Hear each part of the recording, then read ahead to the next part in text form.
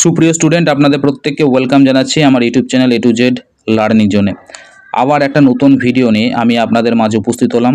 আজকের ভিডিওটা গুরুত্বপূর্ণ এই কারণের জন্য, যারা অলরেডি গ্র্যাজুয়েশন পাস আউট হয়ে আছেন, পিজি কোর্স করতে চাইছেন, বা যারা উচ্চ মাধ্যমিক পাস ইউজি কোর্স অর্থাৎ গ্র্যাজুয়েশন করতে চাইছেন ইগনু থেকে, তাদের জন্য সুখবর। কারণ জুলাই সেশনের জন্য জুন মাস থেকে যে ভর্তির প্রক্রিয়া শুরু হওয়ার কথা ছিল সেটা অলরেডি শুরু হয়ে গেছে, এবং তারা একটা সময় কিন্তু তারা মেনশন উল্লেখ করে দিয়েছে, সেটা আগামী মাসের অর্থাৎ জুলাই মাসের 15 তারিখ পর্যন্ত তাদের ভর্তির প্রক্রিয়া চলবে।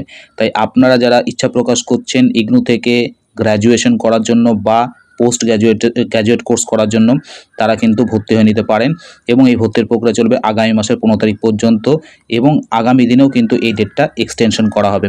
তাই যারা ইচ্ছা প্রকাশ করছেন তারা ভর্তি হয়ে যান।